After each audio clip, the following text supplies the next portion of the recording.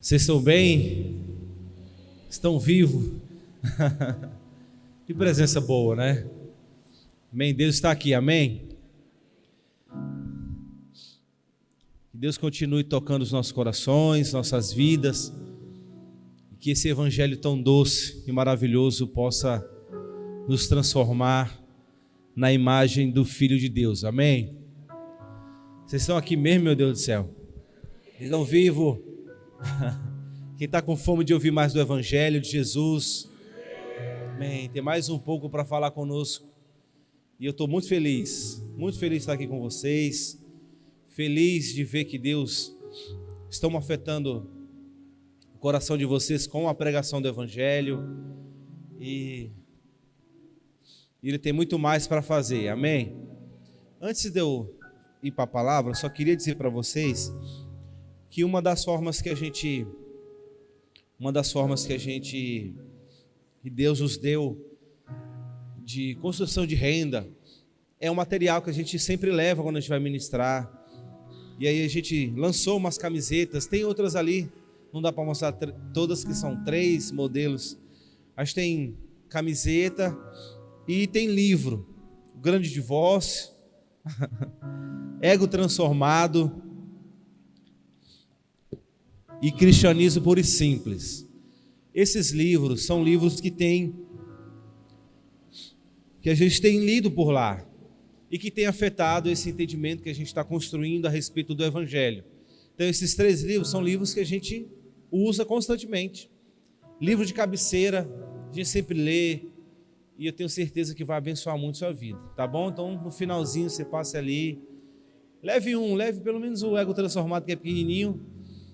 Mas não se engane, ele é pequenininho, mas ele vai matar você.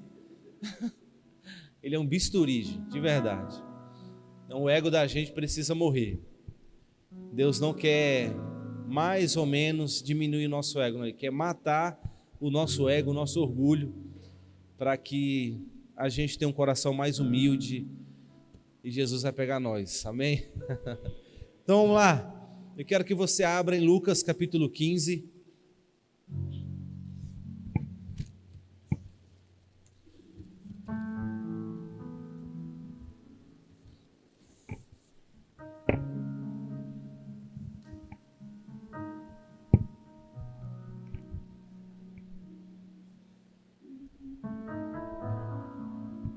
Lucas capítulo 15, versículo 1.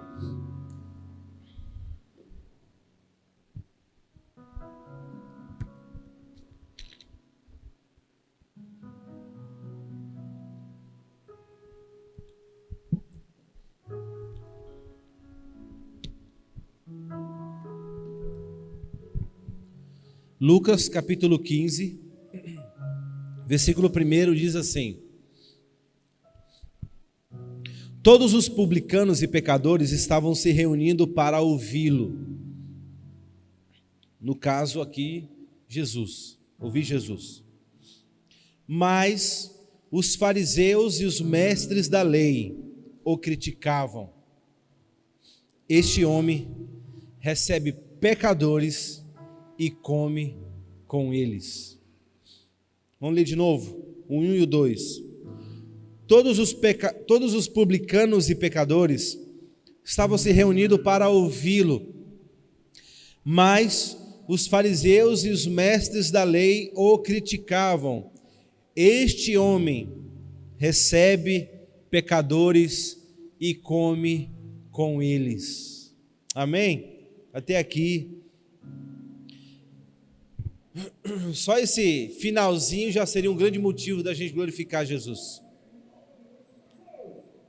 Porque esse finalzinho fala a respeito de Jesus e a nosso respeito.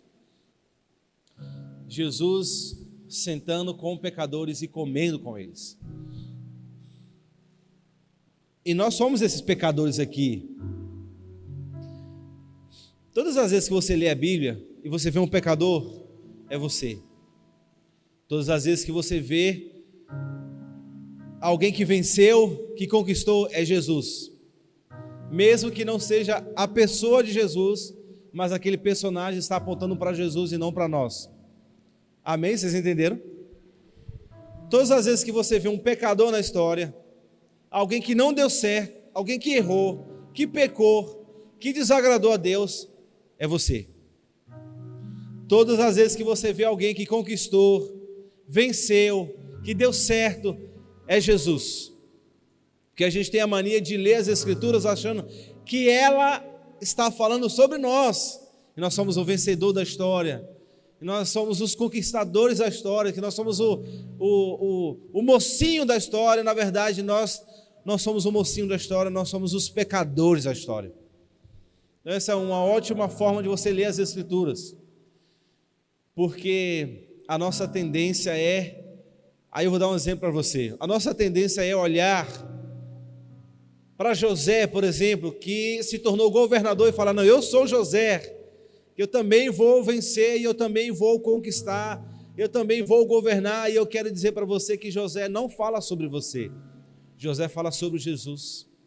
Ele foi traído, assim como Jesus foi traído, ele foi vendido, assim como Jesus foi vendido, só que na cruz, quando Jesus vence, Jesus poderia ali não perdoar os nossos pecados, José poderia não perdoar os seus irmãos pela traição que ele sofreu, mas José perdoa os seus irmãos, e José aponta para Jesus, que poderia não nos perdoar pelos pecados que nós cometemos, mas Jesus decidiu perdoar cada um de nós, mesmo nós errando, ele decidiu nos perdoar. Então o personagem que vence aponta para Jesus, e o personagem que deu errado aponta para nós. Amém? Vocês estão me entendendo? Mas, continuando, Jesus estava na mesa, sentado com pecadores, publicanos. Quem eram os publicanos? Publicanos eram judeus, odiados pelo seu próprio povo, que trabalhava para Roma, cobrando imposto do seu próprio povo e abusando financeiramente do seu próprio povo. Então, os publicanos eram pessoas odiadas pelo seu próprio povo. Quando o publicano passava, o judeu cuspia no chão. Tanto que ele odiava esse publicano. Mas ele era um judeu, considerado um traidor, porque trabalhava para o inimigo e abusava financeiramente do seu próprio povo. Vocês se lembram de Zaqueu? Que Jesus foi na casa dele? Zaqueu era chefe dos publicanos. Ele era muito rico, mas ele ficou rico às custas do seu próprio povo, de abusar financeiramente do seu próprio povo. Então, os publicanos e pecadores estavam à mesa com Jesus. E Jesus estava comendo com eles. Mas os fariseus e os mestres da lei, que eram os religiosos da época, que tomavam conta do templo, quando viu Jesus à mesa com os pecadores e publicanos, chegaram para criticar Jesus. Gente, olha isso aqui.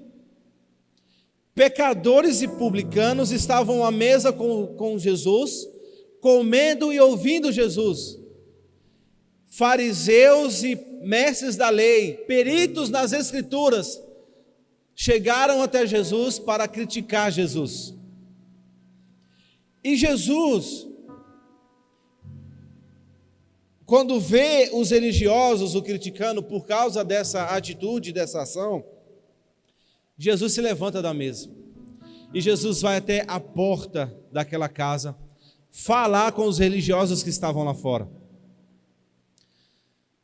E quem eram esses religiosos? Eram os crentes da época.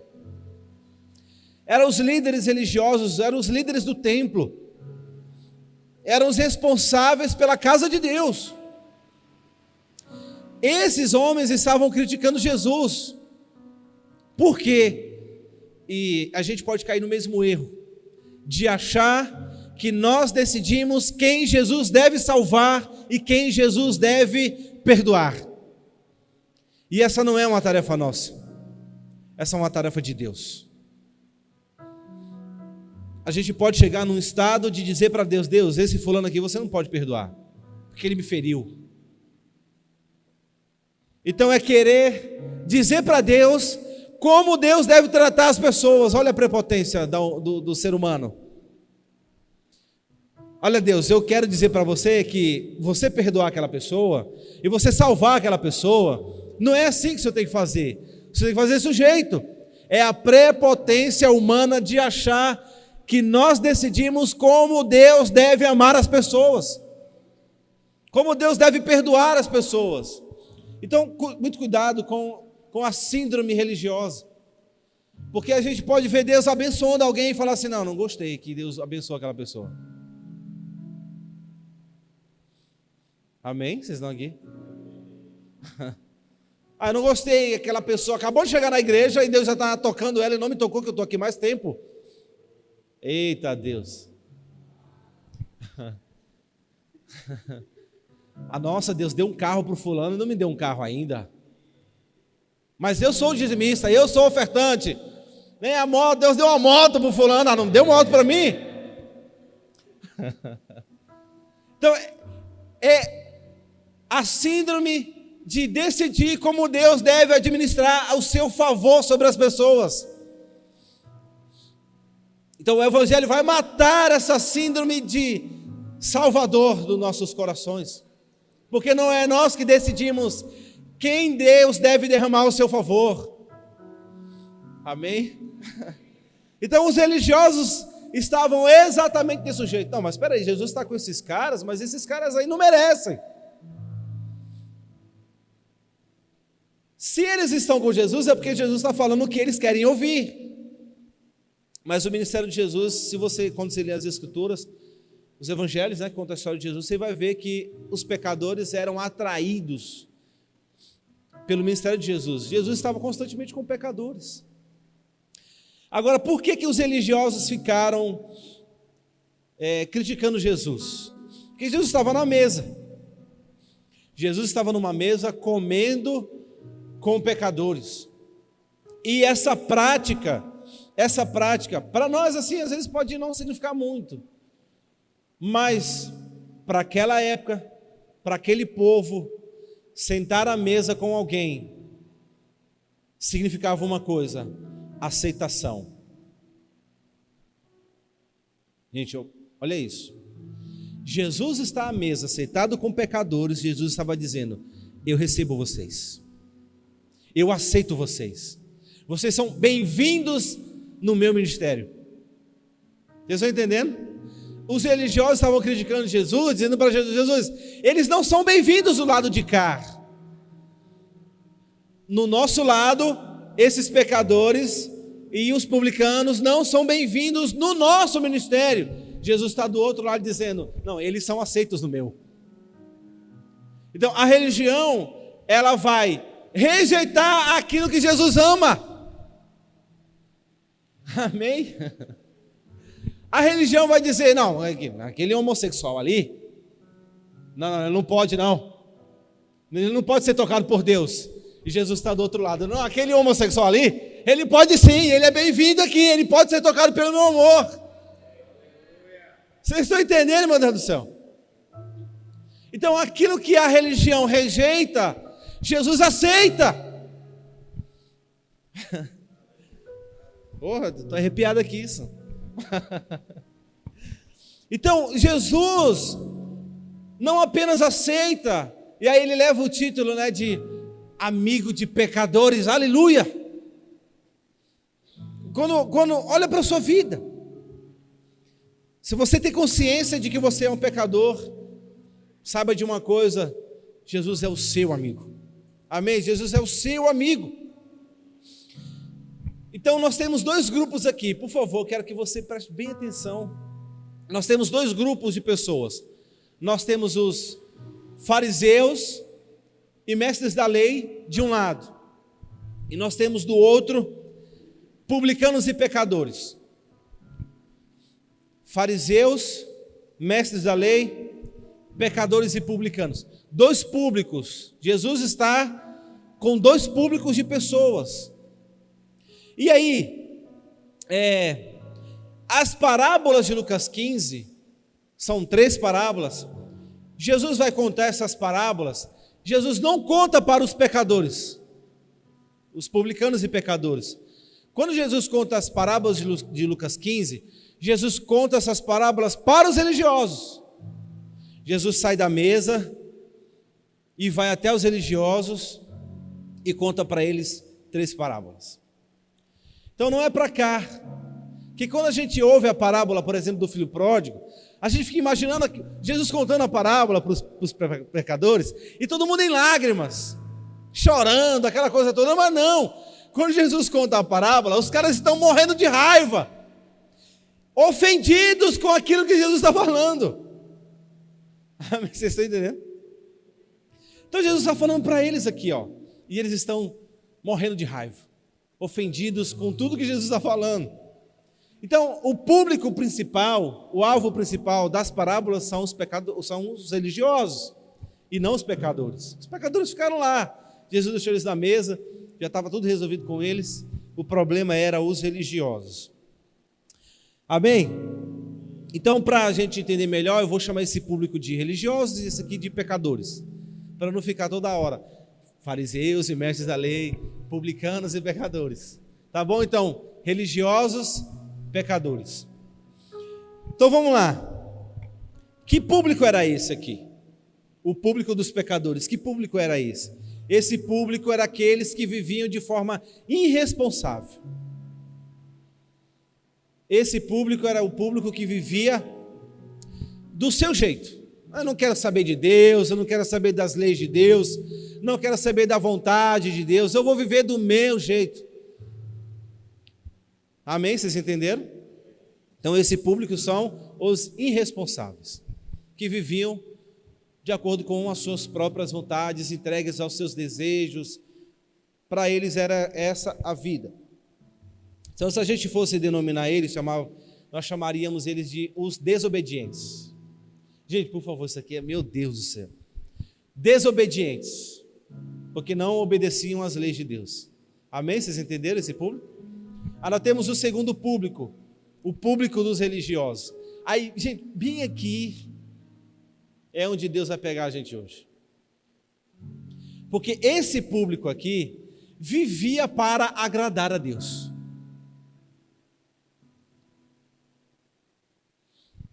Esse público vivia para agradar a Deus. E esse público aqui, era o público dos obedientes.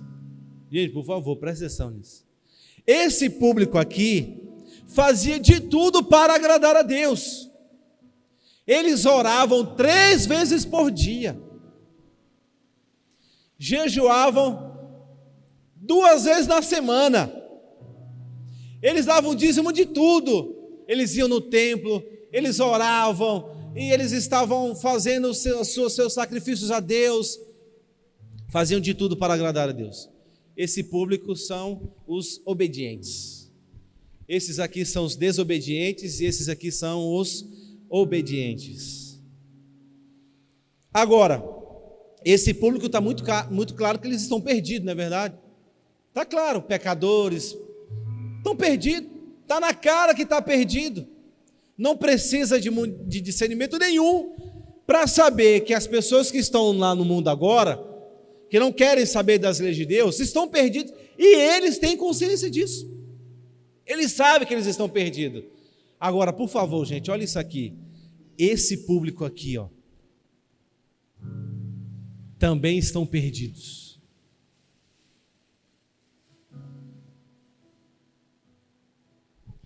Do mesmo jeito que esse público está perdido, esse também está perdido.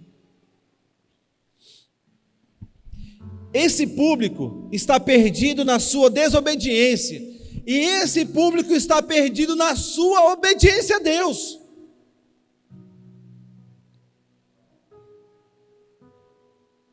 Como é que alguém pode estar perdido, vindo no culto todo final de semana, orando, lendo a sua Bíblia? Como é que essa pessoa está perdida?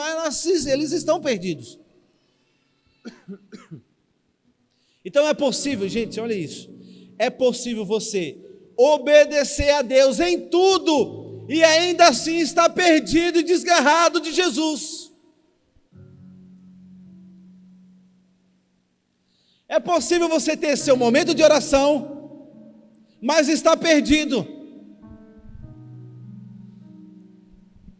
É possível você orar e não ter relacionamento com Deus. É possível você buscar nas Escrituras quem é Deus e não conhecê-lo. Vocês estão aqui?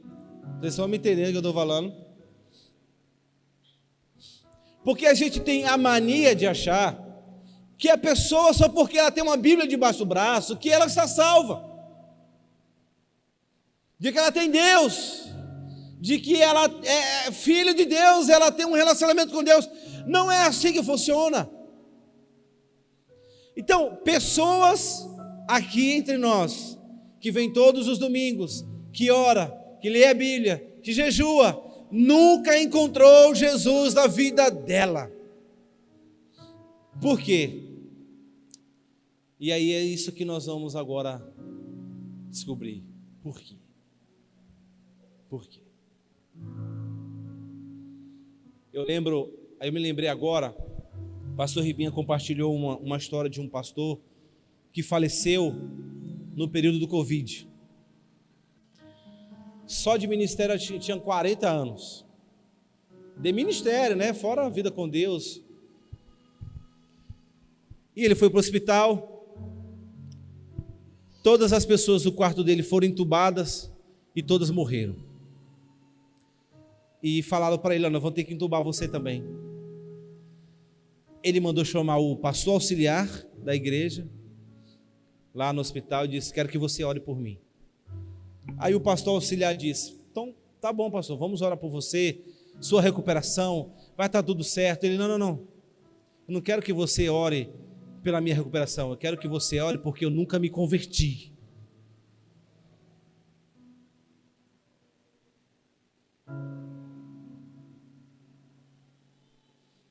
Eu nunca conheci Deus, eu estou com medo de morrer. Então é possível vir na igreja a vida inteira, morrer, ser enterrado aqui, mas quando abrir os olhos novamente, abrir os olhos no inferno.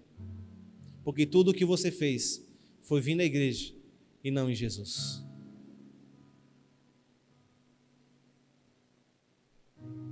Vocês estão aqui?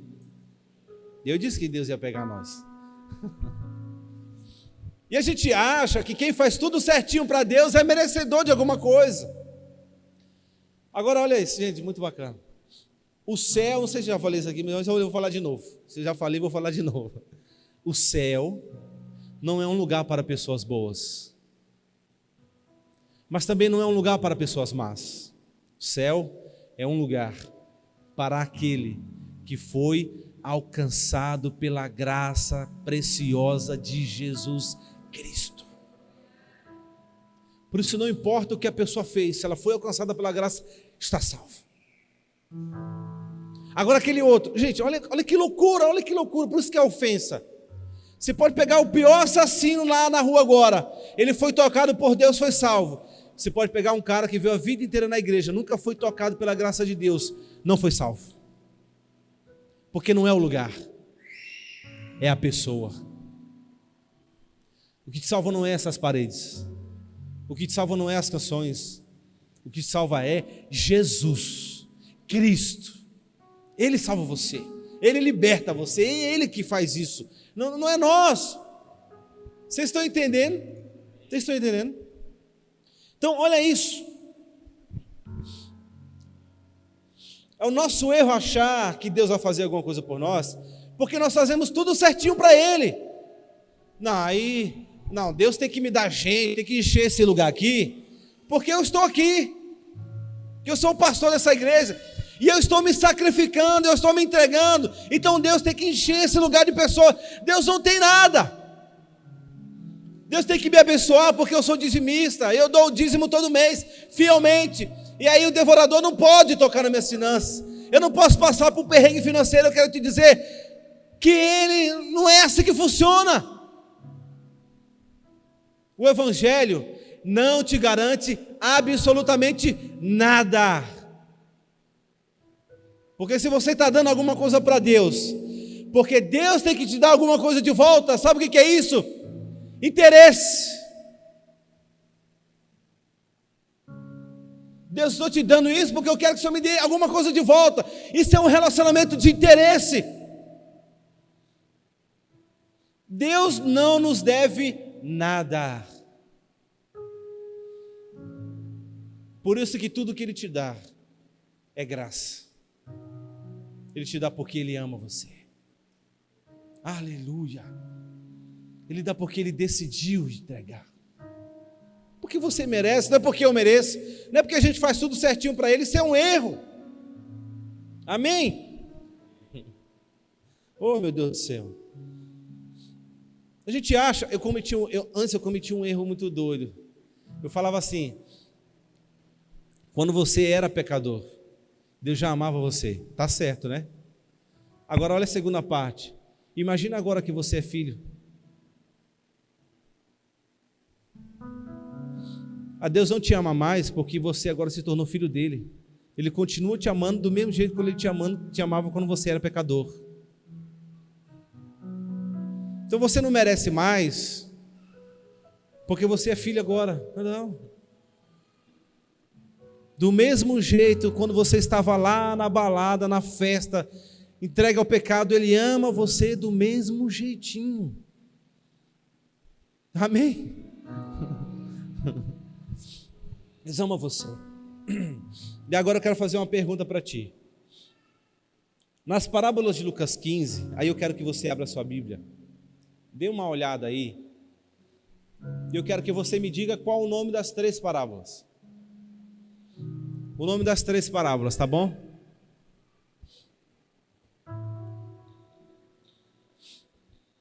Pode falar. Qual o nome das 3 parábolas?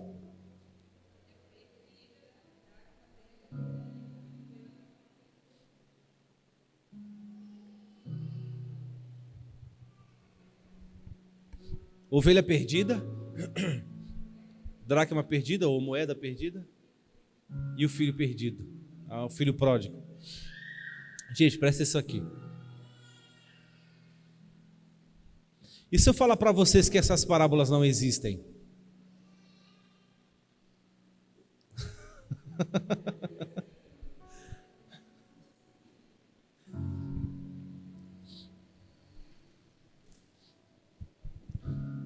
A parábola da ovelha perdida não existe.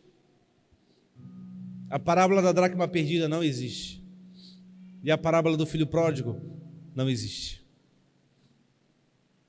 Primeiro que eu vou explicar para vocês, o título não é considerado escritura. O título foi acrescentado para você encontrar a história mais rápido, assim como capítulos e versículos. Entenderam até aqui? Quando a gente lê o título, a gente já é induzido a achar que as parábolas é sobre os perdidos. Cadê o filho pródigo? Cadê a ovelha perdida? Cadê a dracma perdida? A gente já é induzido a ler as histórias procurando a ovelha, a dracma e o filho. Mas por favor, gente. Apesar de mencionar ovelha perdida, dracma perdida, o filho perdido, as parábolas não são sobre eles.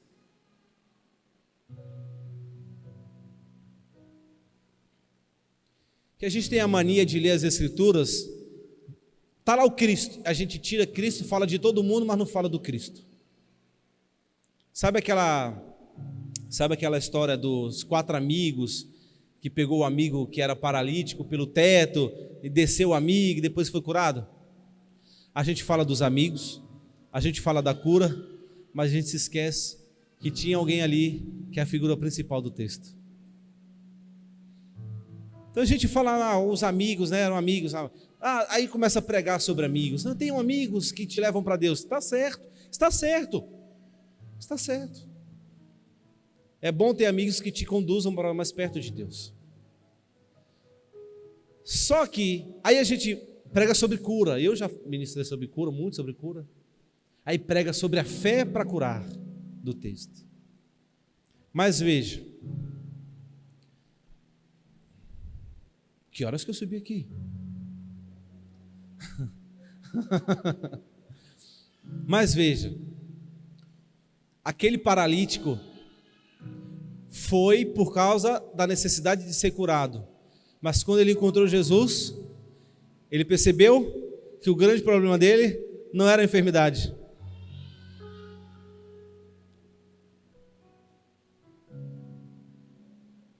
Olha isso, ele foi para ser curado, mas voltou sendo perdoado. Porque mais excelente e mais milagroso do que ser curado é ser perdoado por Deus. Alguém pode ser curado e ir para o inferno, mas impossível alguém ser perdoado e amado e ir para o inferno. Ah, meu Deus do céu. Então vocês percebem, aí a gente pega as escrituras, a gente tira o Cristo e fala de tudo que tem ali. Mas Jesus é a coisa principal das escrituras, tudo aponta para ele. Então vamos lá. Se não é a parábola da ovelha perdida, aí eu quero te dizer que não tem problema nenhum você riscar o título e agora escrever o que eu vou falar para vocês. A parábola da ovelha perdida, eu estou com vontade de rir. É o que eu estou feliz. Quando eu fico assim, é porque eu estou muito feliz. Só que trabalha a minha pregação todinha que eu começo a rir. A parábola da ovelha perdida não é a parábola da ovelha perdida, é a parábola do pastor que tem 100 ovelhas.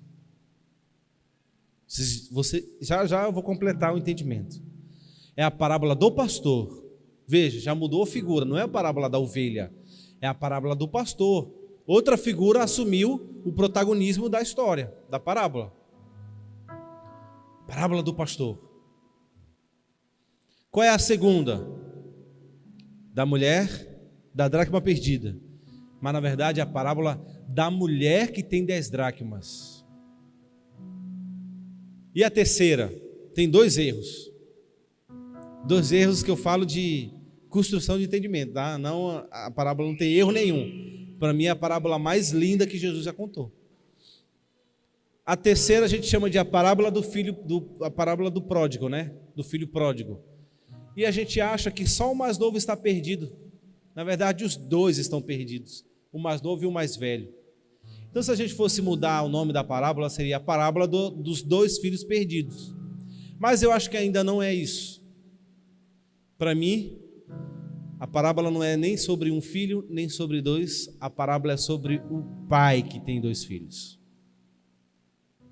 Vocês já vão entender. Então, a gente mudou o foco não é mais a ovelha perdida, o foco não é a dracma perdida, o foco não é os filhos perdidos. Agora o foco é o pastor, a mulher e o pai. Oh, meu Deus, isso aqui é maravilhoso. O pastor, a mulher e o pai. E olha o que a gente faz com as escrituras. A gente olha para essas 3 parábolas, excelentes, lindas, para mim, as melhores parábolas que Jesus já contou e as que eu mais estudei na minha vida foram essas 3. Lindo, lindo. A gente tem a mania de interpretar elas errado. Olha isso. Como que? Oh, meu Deus do céu. A gente bota muito foco em nós. Primeira interpretação errada. A gente olha para a ovelha perdida, a gente fica assim, olha, nós temos que ir atrás dos perdidos. A ovelha perdida é os perdidos, a gente fala, né? Nós temos que ir atrás, nós temos que ir mesmo. A ordem de Jesus é vão, prega o evangelho a toda criatura, nós temos que ir, mas olha o que a gente faz. A gente coloca na figura do pastor a igreja. Então a igreja tem que ir atrás dos perdidos, salvar os perdidos, e volta a dizer, a igreja tem que ir mesmo atrás dos perdidos. Mas lembrando que eu estou ressignificando que essas parábolas não falam sobre a igreja, não falam sobre nós, não falam sobre ninguém. Falam sobre outra coisa. Eu já vou explicar para vocês. Então a gente fica falando, irmãos, vamos atrás dos perdidos, vamos nas ruas, vamos evangelizar, vamos atrás, vamos lá, e tá certo de fazer isso. Mas aqui no texto não é isso que o texto está dizendo. Não está dizendo que nós vamos atrás, que a igreja vai atrás. E a da dracma? A da dracma é melhor, que a gente fala assim, olha, sua vida vai melhorar quando você for igual a mulher da dracma perdida. Quando você procurar, arrumar as coisas, colocar tudo em ordem, aí Deus vai fazer alguma coisa. A gente tira a beleza do texto. A gente tira a beleza da parábola. E a do pródigo tem duas coisas para mim que aqui... A forma como as pessoas falam, duas coisas para mim. A primeira coisa é que é assim, ó. Ei, gente, vamos atrás dos desviados. Né, o filho que foi embora, saiu de casa. Vamos atrás dos desviados. Tem que ir. Se você puder, visite. Visite um amigo que não vem mais. Vá na casa dele, etc. Mas não é isso que o texto está falando. Qual é a segunda interpretação errada da parábola do filho pródigo? Que o irmão mais novo foi embora de casa por causa da religiosidade do irmão mais velho. Então tem gente que diz assim, eu saí da igreja porque lá só tem gente hipócrita. Eu não vou mais na igreja porque lá me trataram mal. Porque lá as pessoas não gostam de mim. E deixa eu te explicar uma coisa. Ninguém sai dos caminhos de Jesus por causa do seu irmão. Sai porque ainda tem no coração pecados e ídolos. Amém? Alguém que sai dos caminhos de Jesus, sai não por causa do outro. Sai porque não quer abandonar o pecado que está escondido no coração. Porque você pode se frustrar com alguém, mas o que Jesus tem a ver com isso? Vocês estão entendendo? Então vamos lá. Agora vamos para o final. Se as parábolas não são sobre os perdidos, não é sobre a ovelha perdida, não é sobre a dracma perdida, não é sobre os filhos perdidos, é sobre quem, meu Deus? Quem é o pastor? Quem é a mulher? Quem é o pai? Essas três figuras, gente, não fala sobre nós, não fala sobre a igreja. Essas três figuras apontam para uma única pessoa. E essa pessoa se chama Jesus Cristo. Ele é o pastor. Uau! Ele é o bom pastor que dá a vida pelo seu rebanho. Gente, quem faz o movimento de ser encontrado, de ser achado? Quem está perdido não consegue voltar porque está perdido. Quem vai atrás da ovelha perdida? O pastor vai atrás da ovelha perdida. O verbo de ação é do pastor. Ele vai, ele procura e ele acha a ovelha perdida, bota nos ombros e leva de volta para casa. A mulher é ela que procura a dracma perdida. Ela encontra, e quando ela encontra, ela fica tão feliz que ela dá uma festa. E aí talvez você esteja pensando assim, mas e o filho pródigo, que ninguém foi atrás dele? Não, mas o pai diz assim, este meu filho estava perdido e foi achado, estava morto e reviveu. Aí essa resposta de por que ninguém foi atrás do mais novo, eu vou responder na outra pregação, na parte 2. Mas esse filho não voltou por livre e espontânea vontade de que, quer saber, eu cansei dessa vida, eu vou voltar para... Não. Caindo em si, ele lembrou que tinha um pai. Voltarei para o meu pai. Veja, ele não diz, voltarei para casa. Ele disse, voltarei para o meu pai. Porque ele pode ter perdido tudo, mas ele não perdeu uma coisa, o seu próprio pai. Uau, meu Deus, gente. A gente pode passar os maiores perrengues da nossa vida nessa terra, mas a gente precisa entender uma coisa, que tem uma coisa que a gente não vai perder: Deus nas nossas vidas. Então ele voltou e existia um pai que o amava de forma incondicional. Salmo 119, no versículo 176, diz assim, olha o Salmo de Davi. Aí agora, isso aqui é lindo demais. Salmo 119, versículo 176. Davi, Salmo de Davi. Davi diz assim: Deus, eu estou errante pelo mundo, como uma ovelha desgarrada. Por favor, me acha, me encontra. Gente, me acha, me encontra. Não é você que encontra Deus.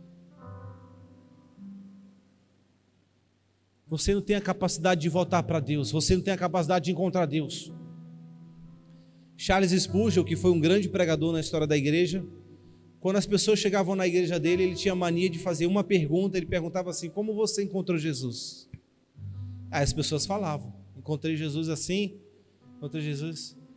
Um dia ele foi entrevistar um rapaz, e ele pergunta para o rapaz: como foi que você encontrou Jesus? Aí o rapaz disse para ele: pastor, essa conversa está muito estranha para mim. Eu nunca encontrei Jesus. Foi Jesus que me encontrou. Uau! Foi Jesus que encontrou você. A gente tem a prepotência de achar que não, eu fui na igreja, eu levantei minha mão, eu entreguei minha vida para Jesus. Não foi nada. Você estava perdido, e Ele que encontrou você no seu mundo perdido, aprisionado no pecado. Foi Jesus que fez o movimento de onde você estava, aprisionado pelo pecado, e de arrancar você de lá. Era você o perdido na história, era eu. Ninguém encontra Deus, ninguém tem a capacidade de encontrar Deus. Nós estamos cegos. Na verdade, nós estávamos cegos. Não sentíamos Deus, não víamos Deus, não tínhamos um relacionamento com Deus, até que Jesus entrou em cena e Ele nos achou, e Ele nos salvou, e Ele nos libertou, e Ele nos achou, colocou nos ombros e nos levou novamente para a casa do Pai. Aleluia!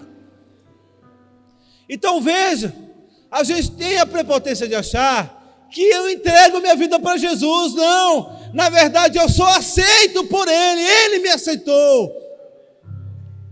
O Evangelho não é sobre homens, as Escrituras não é sobre homens tentando buscar a Deus.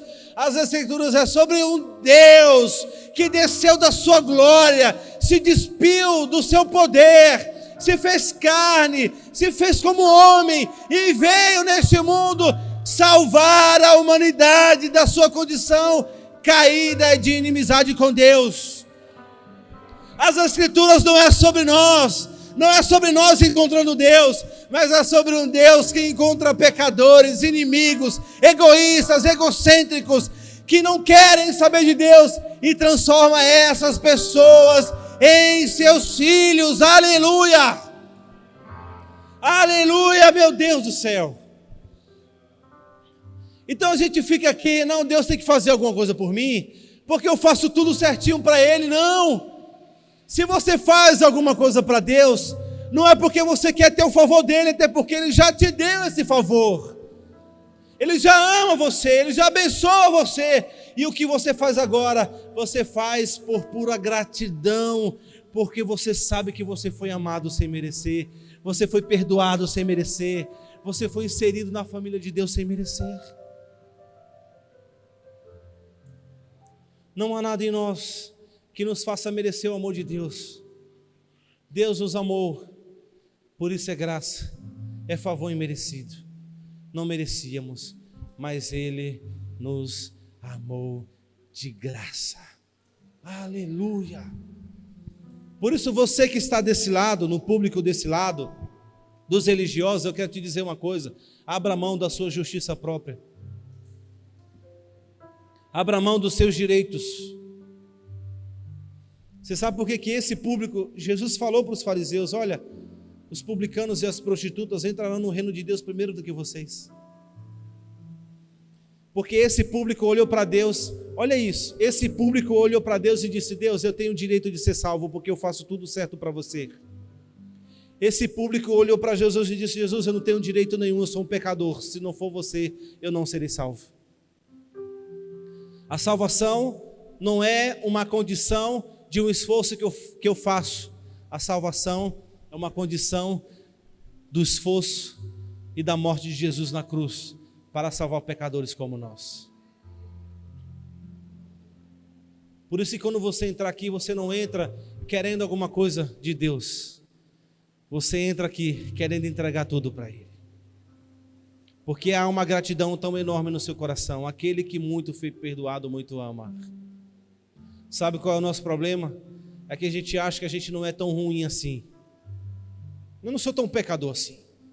Eu não sou tão ruim assim. Eu sou bom, olha aí, eu sou um bom cidadão, eu respeito meus vizinhos, eu ajudo as pessoas. Você pode ajudar as pessoas e ainda assim não ser salvo. Você pode ser um bom cidadão e ainda assim não ser salvo. Porque não é sobre ser uma boa pessoa, é sobre ser tocado por Jesus. Vocês estão me entendendo? Então a gente fica nessa, meu Deus, não, eu. Sabe qual é a nossa única condição diante de Deus? Estender mãos vazias para receber a graça e a misericórdia dele.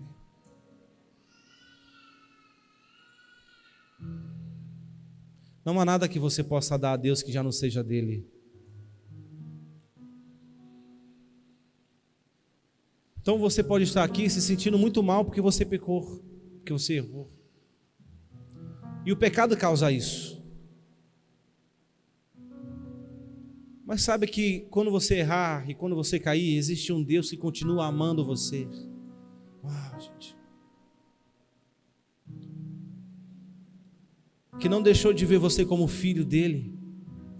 Fica imaginando a cena do pródigo voltando para casa e na janela, se na janela ou na porta, eu não sei, mas o pai estava lá. O pai já estava amando o filho antes do filho voltar. Tem uma música, eu chorei tanto ouvindo essa música, eu vou tentar encontrar ela, vou mandar para ti. É uma música de quem fica na parábola. É como se fosse o pai cantando. E aí o pai diz assim: você foi embora, mas o seu cheiro ficou. Meu Deus, gente.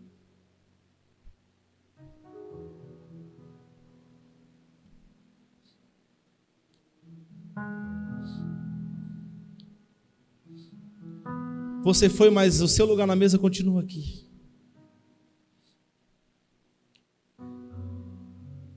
Então é a saudade de quem fica, a saudade do coração do pai. O guarda-roupa ainda está ali, suas roupas ainda estão ali, o seu prato preferido ainda está ali. Agora tem uma coisa que o filho pródigo jamais ele poderia escapar. Ele poderia roubar, ele poderia rodar o mundo inteiro. Ele poderia ir para o lugar mais distante da face da terra. Mas tinha uma coisa que iria acompanhá-lo nessa jornada inteira: o amor do Pai. Porque, olha que loucura, o pai não se ofende quando ele diz assim: pai, me dá a parte da herança porque eu vou embora. Pedir a parte da herança é falar: para mim o senhor já morreu. Porque herança você recebe quando a pessoa morre. Então dizer para o pai: eu quero a parte da herança, era falar: pai, o senhor para mim está morto, não quero saber de você. Mas o pai não fica assim: mas meu filho, o que aconteceu? E pedindo explicações. Eu falei: isso não vai dar certo. Não. O pai não diz nada. Tá bom, meu filho, vou te dar. E entrega. E quando ele volta, o pai não dá um sermão. Tá vendo? Eu não falei que não ia dar certo. Eu te disse que não era para você fazer isso. Eu sabia, eu te avisei que não era para você ir. Não. O pai não diz nada.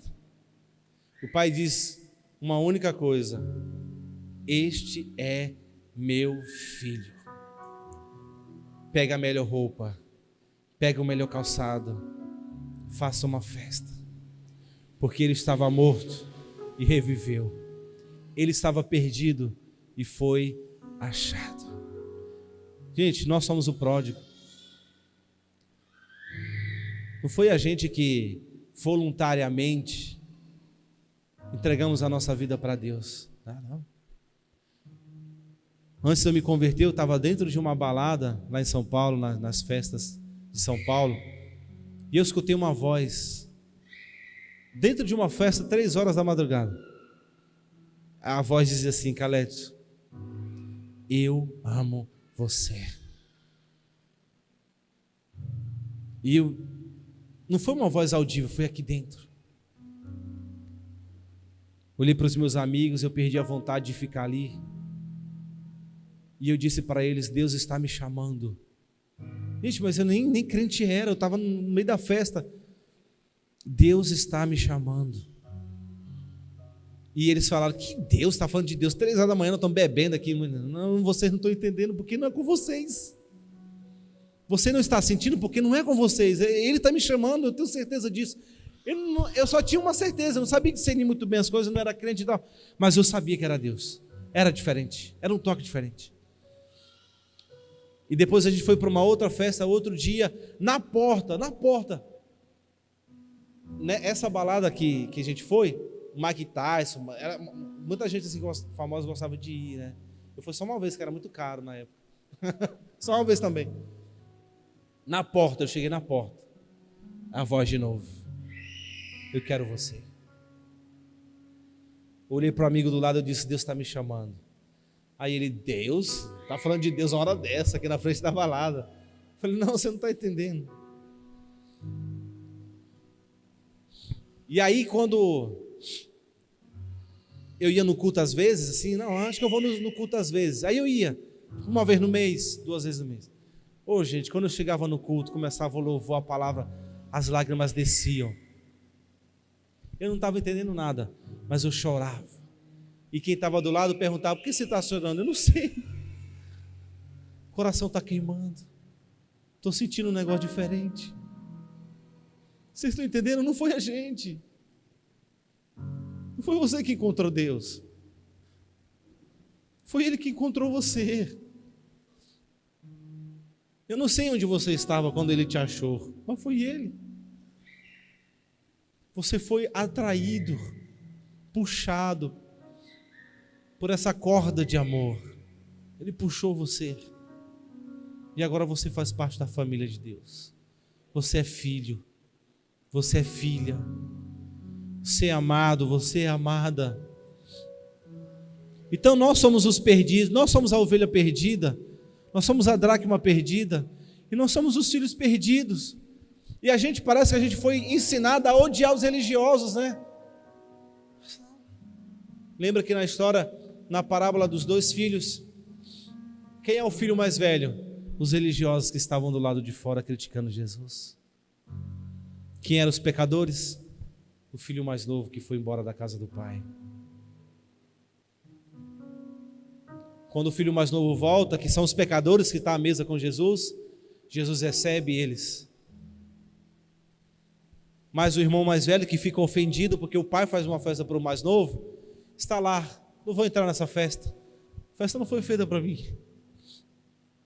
Mas o pai vai lá fora, e o pai diz: mas meu filho, nós tínhamos que receber o seu irmão, vamos entrar, entra, eu quero você na festa.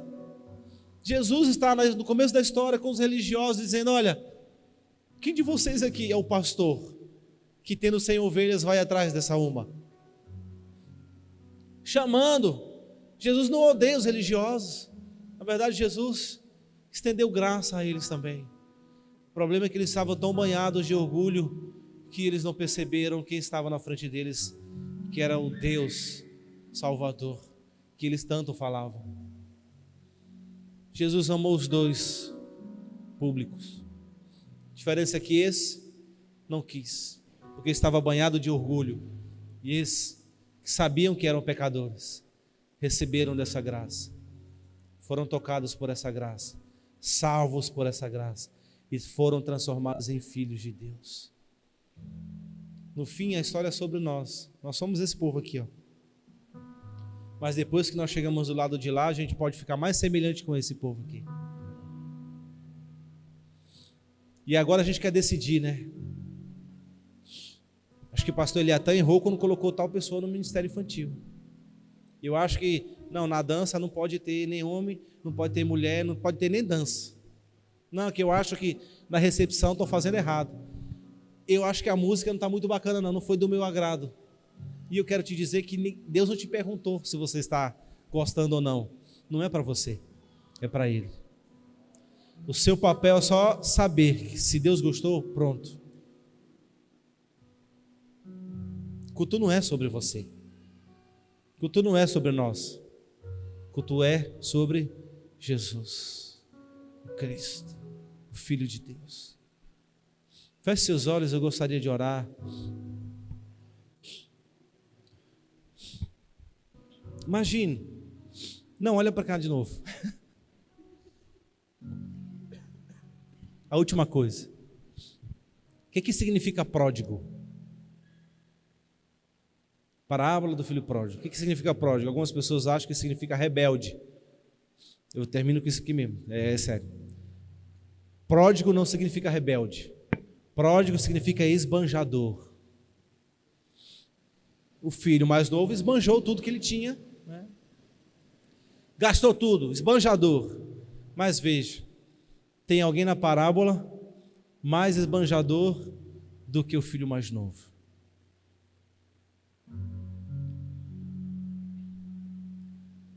Tem alguém que é pródigo também, não só o mais novo, tem outra pessoa que também é pródigo na história.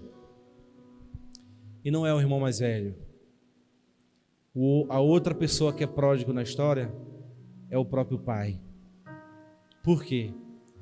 Porque se pródigo significa esbanjador, o pai esbanjou graça e amor.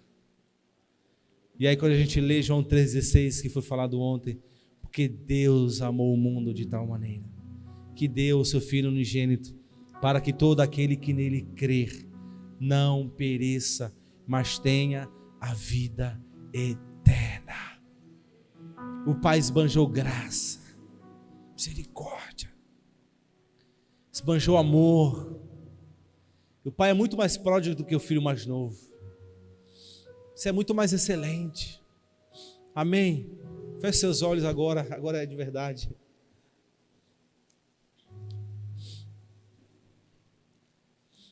Deus, obrigado. Obrigado. Obrigado pela vida dos meus amigos. Minha oração, Pai, é que o Senhor continue tocando neles. Em nome de Jesus. Vem, Espírito Santo. Vem, Espírito Santo. Derrame da tua graça, dessa revelação da cruz, da profundidade do teu amor. Em nome de Jesus, em nome de Jesus. Em nome de Jesus.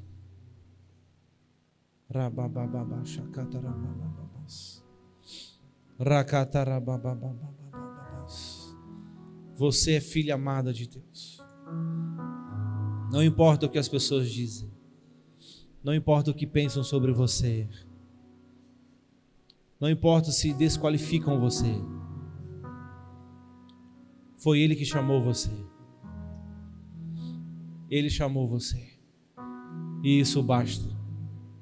Isso é suficiente. Não é sobre as suas habilidades. Não é sobre sua inteligência. Não é sobre essas coisas. Porque se fosse sobre isso, não seria sobre Jesus. E quando alguém desqualifica, é exatamente essa pessoa desqualificada que a graça de Deus vai tocar.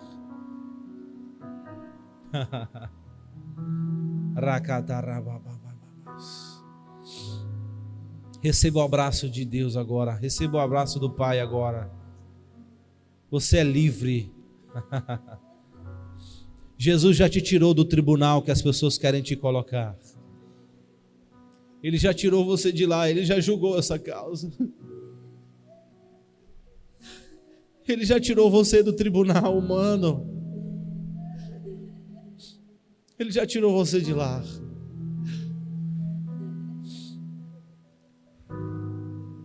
Ele já tirou você de lá.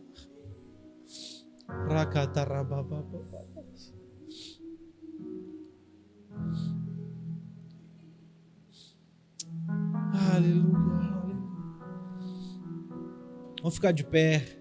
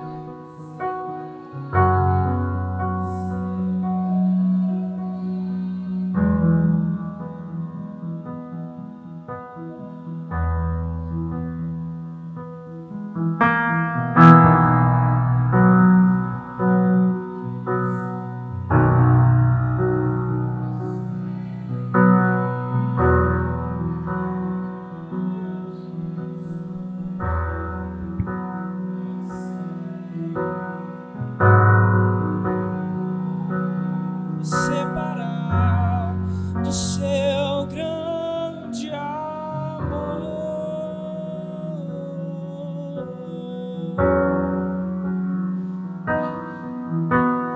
Como posso eu olhar pra ti e não me apaixonar?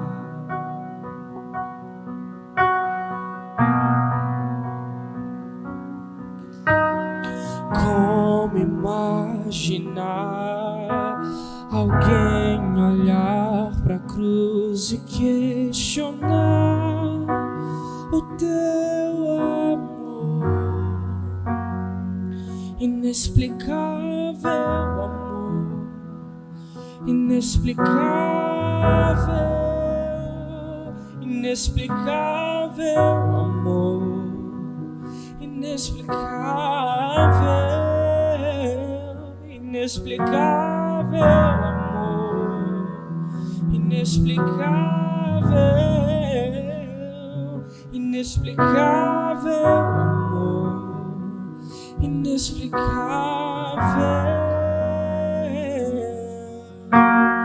Eu não mereci tão grande amor, transformado sou.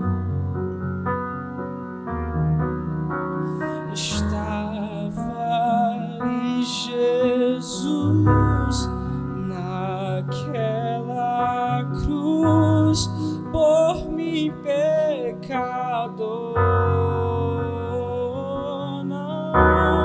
Eu não mereci tão grande amor, transformado eu sou. Estava ali Jesus naquela cruz por mim pecador.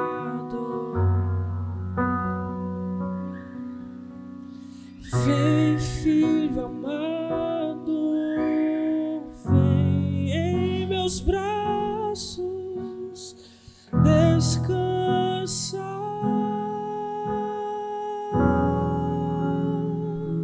Você é filho amado. E Aleluia. seguro te conduzirei ao meu altar. Meu Deus, meu Deus. E ali falarei contigo. Meu Deus.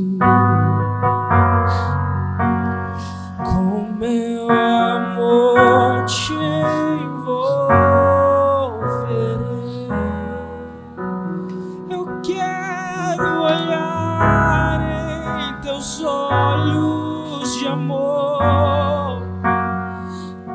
tuas feridas sararei.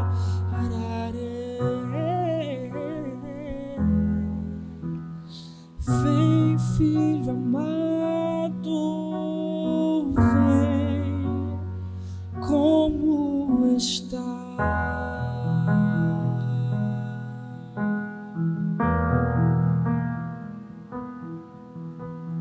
Vem, filho amado, vem, como está.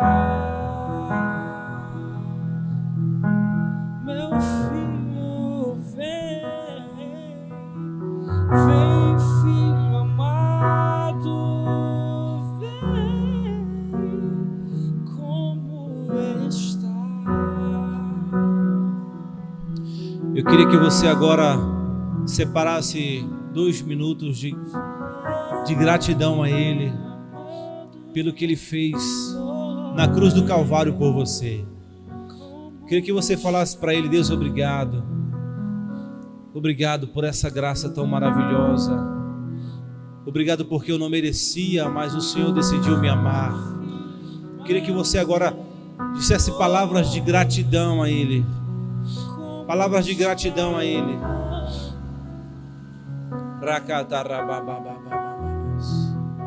Você está na casa do Pai. Você está na casa do seu Pai.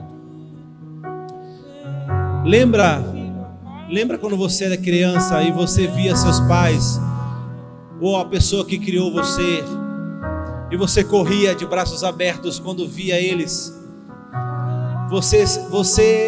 É isso com Deus. Corra para Ele, corra para Ele, corra para Jesus. Ele está de braços abertos. Você é filho, você é filha. É isso, meu Deus. O Senhor está curando aqui sentimento de orfandade. Você que se sentia rejeitado pelos seus pais, Deus ama você e Ele aceita você. Racatarabababas. Racatarabababas.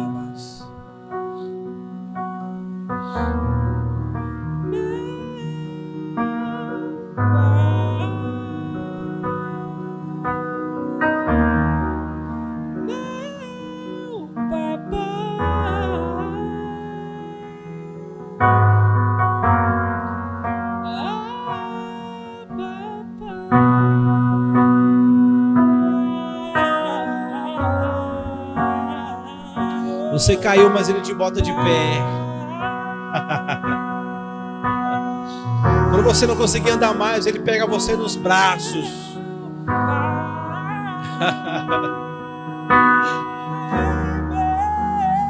Oh, meu Deus. Oh, meu Deus. Racatarabababas.